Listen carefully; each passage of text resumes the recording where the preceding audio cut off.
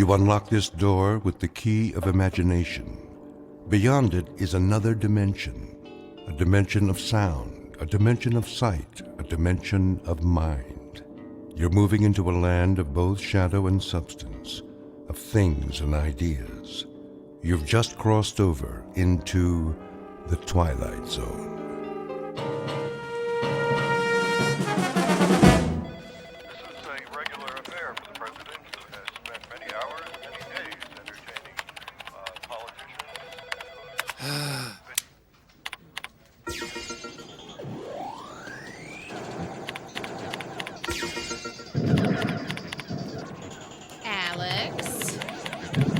Yeah.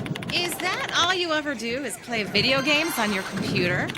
Hey, I'm in between assignments. When I got something to do, I'll do it. Yeah, well, your next assignment is probably going to somebody else. If you spent more time looking at your calendar than that stupid game, you know you're missing the editor's briefing. Fine. Thank you. I guess.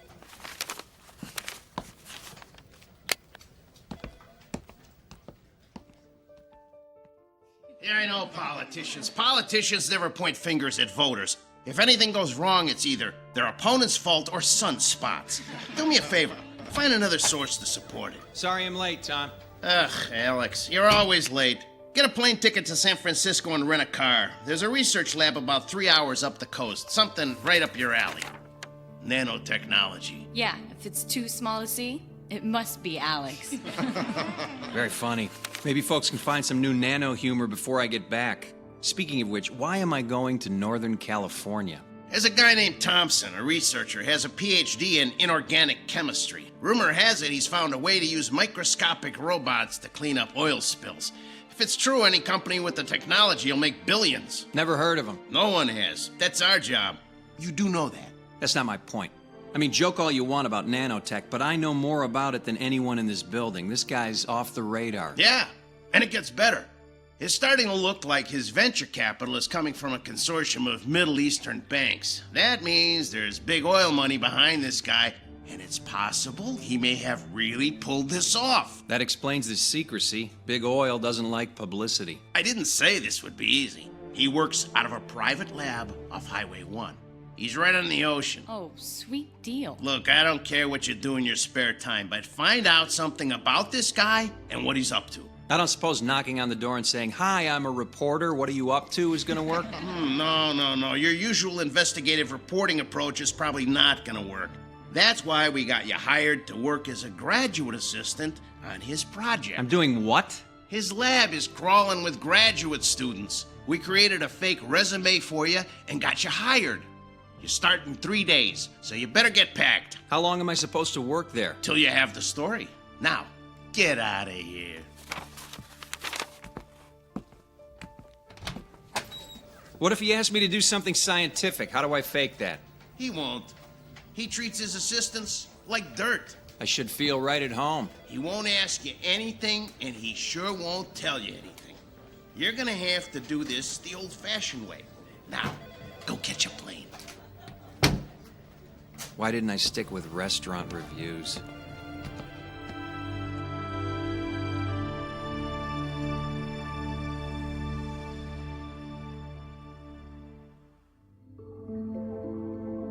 Meet Alex Harrington, a hack reporter with little talent whose career is defined by things as small as his ability.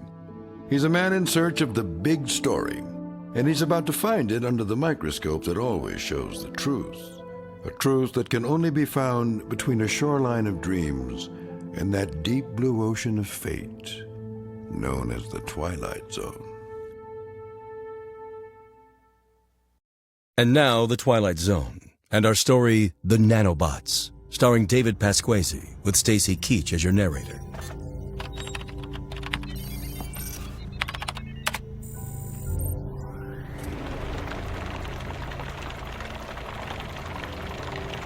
That's good enough for now. Alex, can you shut off the agitation? Yeah, right. It's this switch, isn't it? Yes. Sorry. What's in there today? A blend of motor oil, axle grease, and kerosene. Ah, the sludge du jour. Very funny. Tim, ready for release? All ready. Okay, let him go. Commence release now.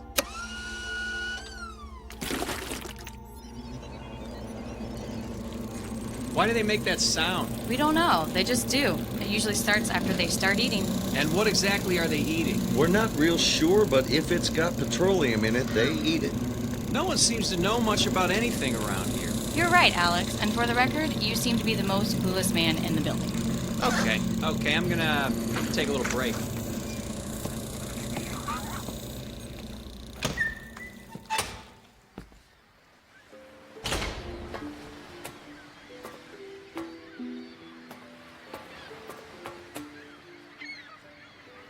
Beautiful view, isn't it? Oh, sorry, I didn't see you coming. Yeah, I could stare at the ocean for hours. Excuse me, can I bum a smoke off of you? You smoke?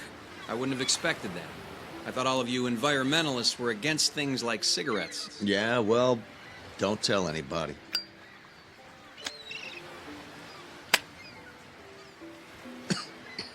I thought so.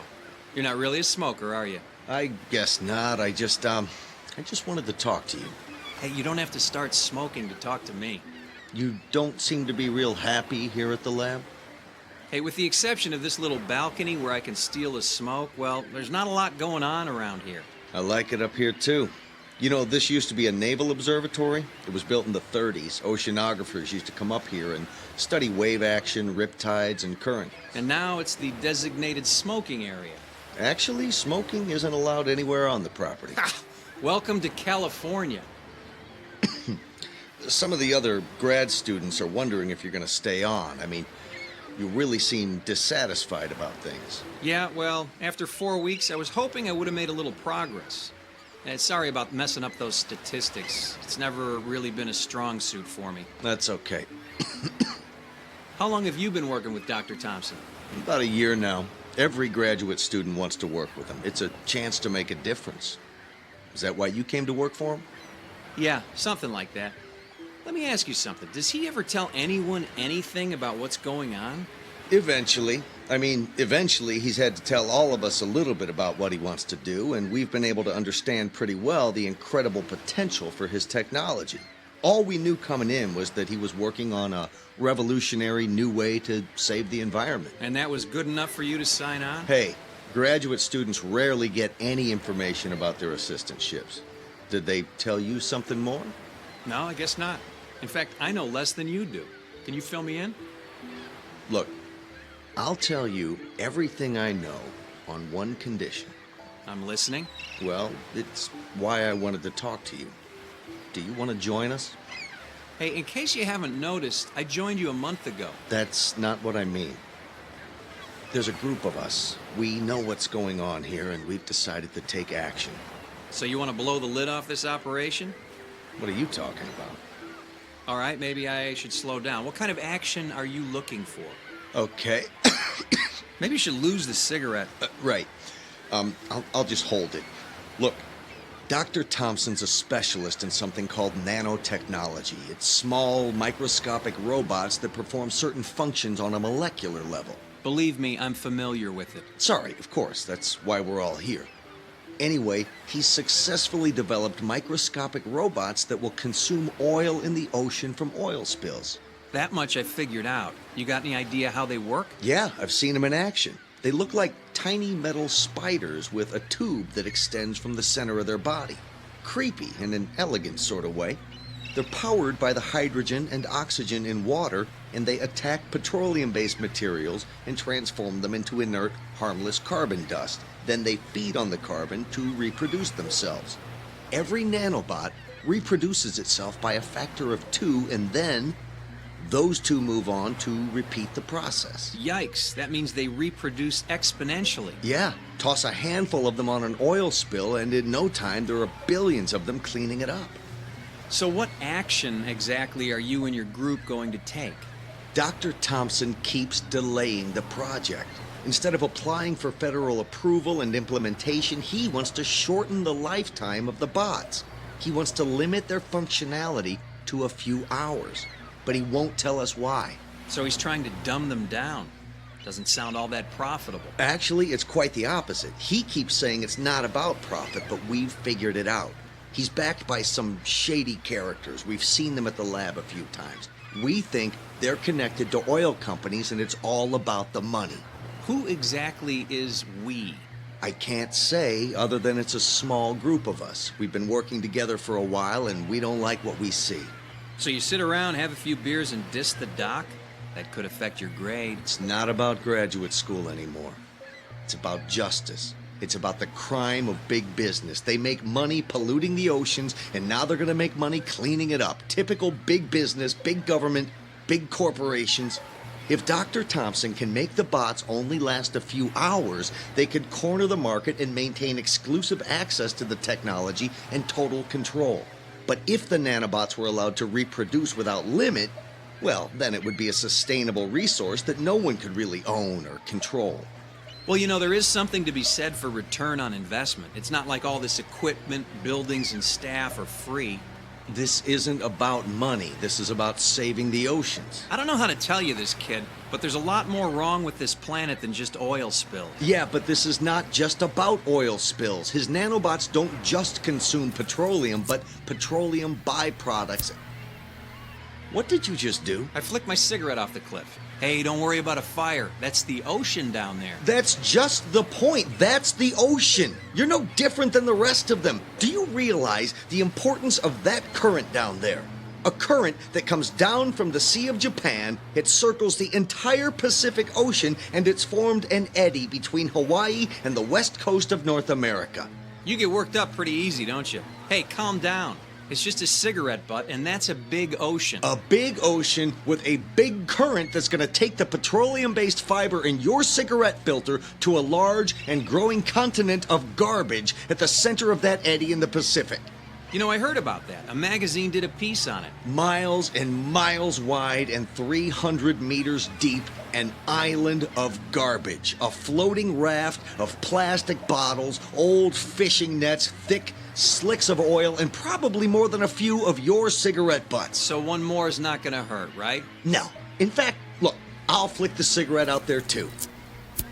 That's not gonna hurt either. Not today, not anymore. Not after what's gonna happen in the next few hours. Why is it I don't like the sound of that? You will. In fact, it'll make you wish you had joined us. What exactly did you want me to join? Right now, there's a group headed for that garbage continent. They took the lab's research boat in the middle of the night, and they're less than half a day away from Garbage Island. Just a few hours away from a new world, a clean ocean, and a solution that won't be controlled by robber barons and oil men. What did you do?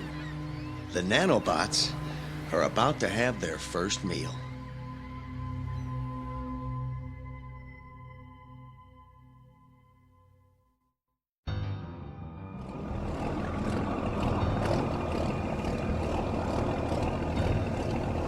Don't get too close. If we get tangled up in some of those old fishing nets, we'll never get out of here. Sure we will. Once the bots get to work, this raft of plastic trash will be gone. Look at the size of this thing. You can't even see the other side of it.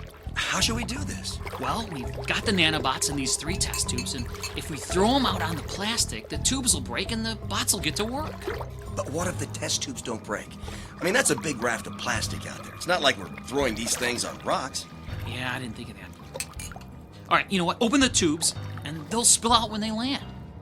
Let's do this. Okay, you ready? Yeah. All right, on 3. 1, 2, 3! Oh, one of them broke for sure. It doesn't even matter. All you need is one of those things to hit the water and find some plastic, and it'll start duplicating. Is anything happening? I don't think it's working. Wait. Do you hear what I hear? Yeah! Go, bugs, go! Look! There's a hole starting to grow right where I threw my test tube. Hey, there's another one over there. The plastic's just dissolving away. Hey, guys, let's crank up the engines and get out of here. Mission accomplished. Yeah!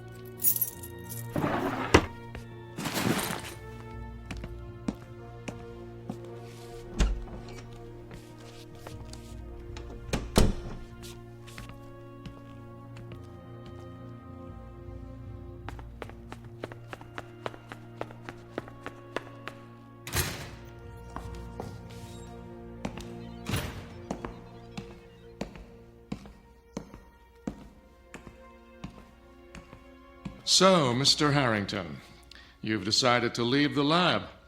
It's not going to look good on your resume, you know?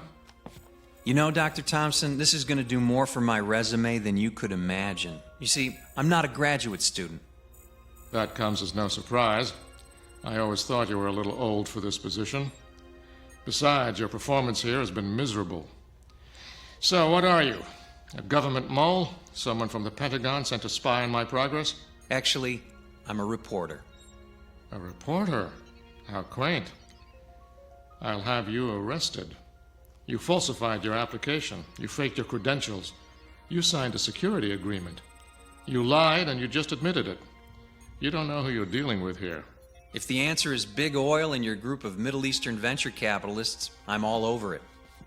Sir, you are a moron. You have no idea what's happening here. That makes both of us. You see, there's something you should know. Something I found out about your lab and the activities of some of your graduate students. Doc, what you're doing here is quite dangerous, if not reckless. What I'm doing here is strictly controlled, and it's nothing more than developing microscopic, mindless little machines. Machines with a voracious appetite for petroleum-based products. A thimbleful of my nanobots could have cleaned up the oil spill from the Exxon Valdez in a matter of hours. What I'm doing here will protect us from danger, not create it. So what's the catch? I mean, if this is such a miracle invention, how come you're trying so hard to shorten their life cycle?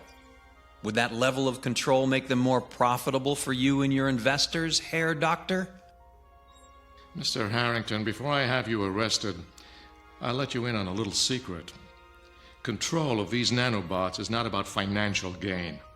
It's about responsibility and the danger this kind of technology could represent. It's the indiscriminate nature of the little beasts. They'll do a great job on an oil slick, but once that's gone, they could turn their attention elsewhere, such as the fuel tanks of a ship. Wait a minute, they can't tell the difference? How could they? They're microscopic oil-eating insect machines. You want them to have a brain as well? Maybe in 30 to 50 years, but we're just beginning here. I think you got a problem, Doc. Oh, I know. But in a few years, I think we'll be able to shorten the life of the bots so they only live for a few hours. That way, we clear the area and cut them loose. When they finish the job, they die. The control will be built in. Control that everyone can manage. That's what this is all about.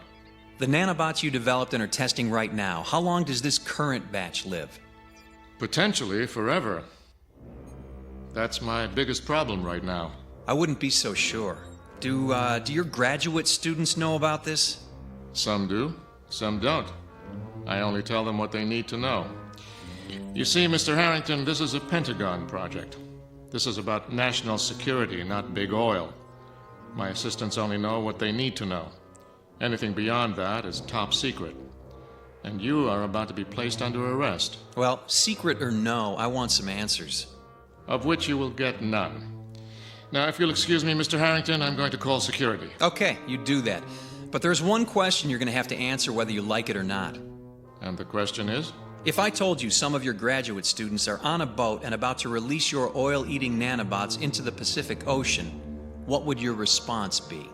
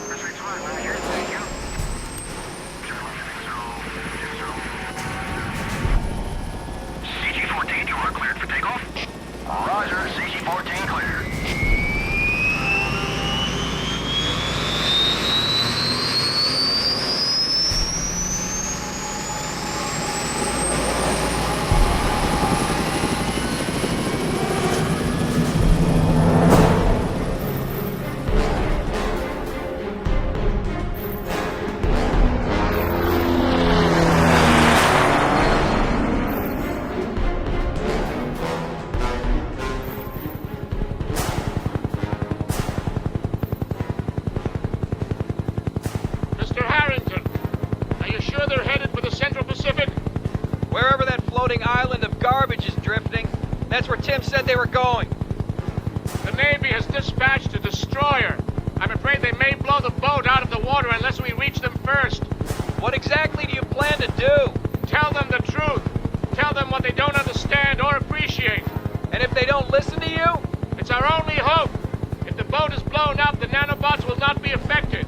The Navy won't listen. This is our only chance to stop them.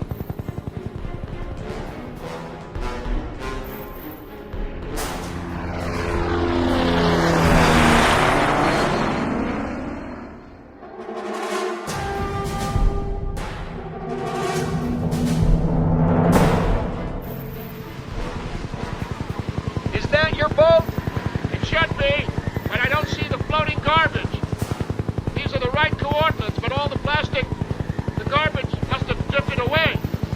Doc, it's 2 miles wide. It'd be hard to miss. Maybe they ran out of fuel. Or worse, maybe your little spiders got into the fuel tank. It's possible. They seem to be drifting without power. Wait a minute. Look at the ocean. Is that the sea bottom we're looking at? Good God! The water is more than 1,000 feet deep in this location, and you can see the bottom. It looks like your little inventions work. Something's not right. The clarity of the water, I don't understand it. CG Base, we have a ship in distress. Pilot, what did you say? Look below. Your research vessel's taking on water. We're going to have to go in for a rescue. How many did you say were on board? 3 young men. It's going down fast. It looks like they scuttled the boat. I don't think they like you, Doc. It's not about me, and they didn't scuttle the boat. It's about the nanobots. Look, the hull of the boat is disintegrating. What's going on? This is exactly what I feared. The hull of the boat is fiberglass, a petroleum derivative. The nanobots don't know the difference. They consumed the plastic garbage until the island was gone, and now they've turned their attention to the fiberglass hull of the boat. That's gonna put a real dent in the boating industry. Mace, this is CG-14. The ship has sunk, and the 3 people on board are in the water. CG-14, initiate rescue. Roger that. Oh my God, what's happening down there? Oh, wait. Mace, CG-14. The boat sank, and the 3 survivors, they just disappeared. We can see no survivors. The boat went down fast. It must have sucked them down with it. The water's so clear. Oh my God. This can't be happening.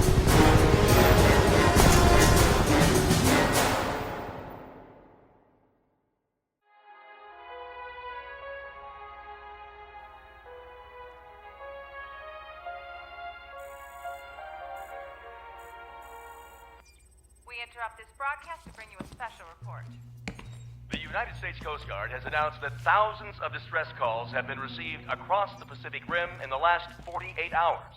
According to the Department of Homeland Security, the alert status in the United States is code red, as a combined Navy, Coast Guard, and international effort has been assembled to deal with the crisis. Latest reports indicate that numerous ships, yachts, and pleasure craft have sunk unexpectedly and abruptly along the entire Pacific coastline. All watercraft are being ordered to stay in port, with the exception of naval vessels involved in the search and rescue efforts. Stay tuned for further reports. So that's the official story? No explanation, no information, just don't go in the water? What do you want us to tell people? Isn't there enough panic for you media types to roll around in? Media types? We're the bad guys? I think you're the one who's got some explaining to do, sir. I have nothing to explain to you. Well, maybe not me, but it looks like you got a small army of graduate students looking for some answers. Is it true? What Tim told us? Is it true?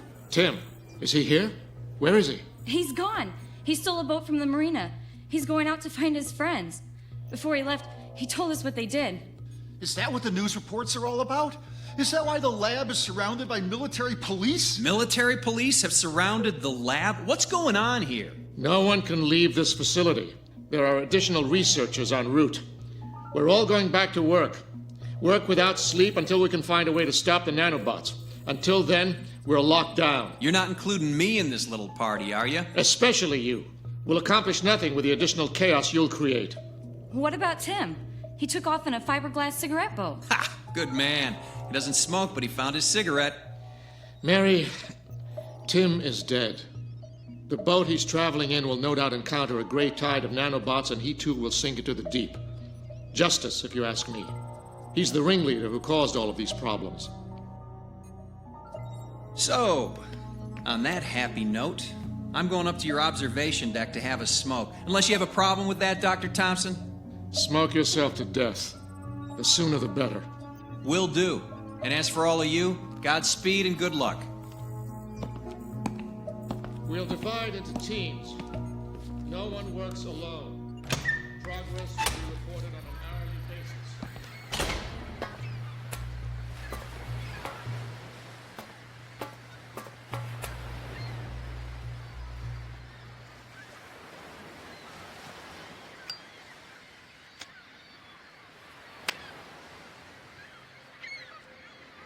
Excuse me. Can I bum a smoke off you? Hello, Tim. I heard you were dead. Sounds like Mary did her job. She's one of us, you know. I figured if Thompson thought I was dead, I'd have a better chance. It's one way of looking at it, but a better chance at what? Sounds like you and your friends have done enough. Getting away. Oh, nice. You and your beer-drinking buddies caused thousands of boats to sink, and all you want to do is get away. Yeah, that's saving the Earth for you. We didn't know. Thompson told us nothing. We thought the same thing you did, that he was trying to make a world-saving technology. And then we found out it was nothing more than a profit center for the companies and governments destroying the Earth. That may be true, but I gotta tell you, Timmy, there's a big target on your back these days. That's why I'm getting out of here. You staying or coming with me? So you're just gonna run away? Do you know what happened to your friends out there? They're dead, you know. I heard the boat sank. There's more to it than that, Timmy boy.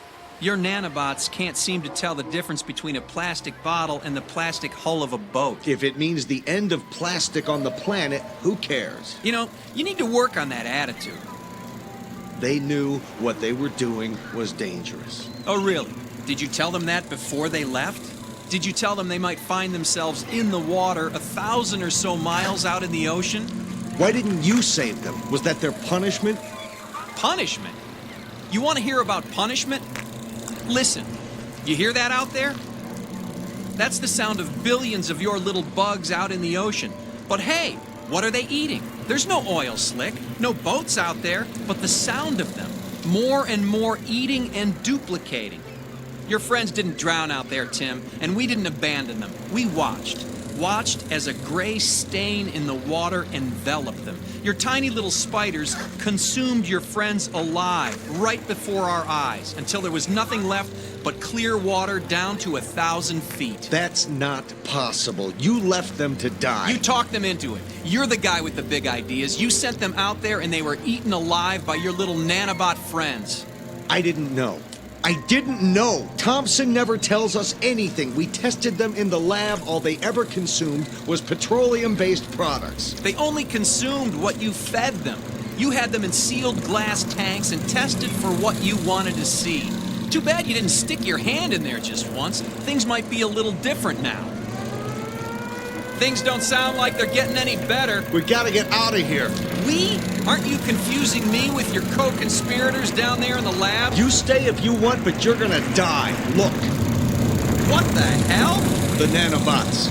They're crawling up on land. They're consuming the plant life and the bacteria in the sand on the beaches. Anything organic, anything that's carbon-based. They don't know the difference. Tim, we have to get out of here. Let's go. No, we can't go that way. They've invaded the lab. You! What are you doing here? Marine! What? Close the hatch. Maybe we can keep those things off the deck.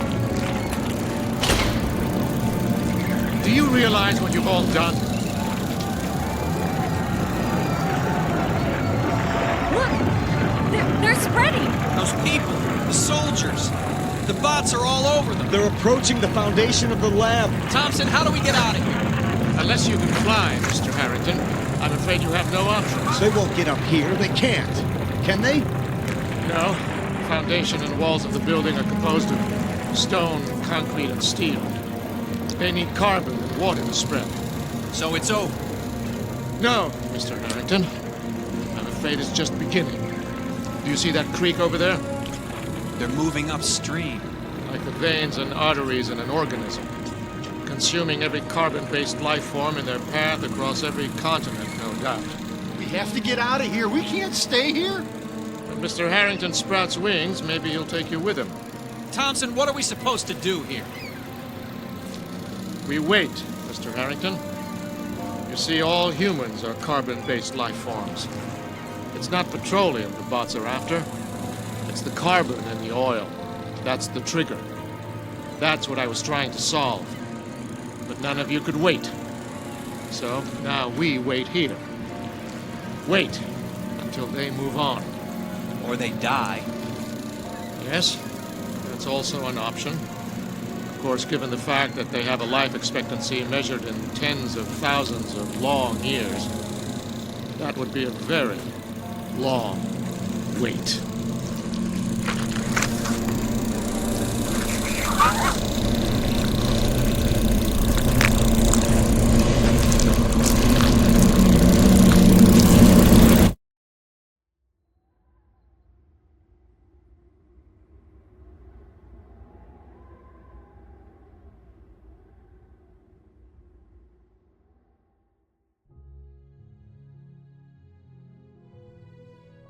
The planet must be saved, and a small group has found the answer. An answer that has left them all with one simple question to ponder. Will we find solutions to our problems, or create greater problems with our solutions? No one can tell except for a desperate collection of people standing alone in that land of unintended consequences, known as the Twilight Zone.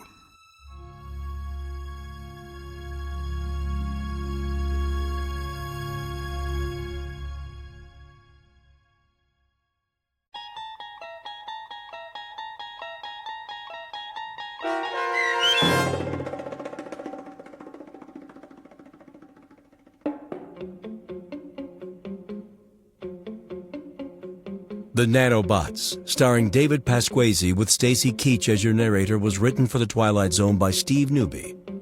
Heard in the cast were Christian Stolte, David Darlow, Joby Cerny, Lisa Wolfe, Doug James, Bree Swartz, Steve Newby, and Carl Amari.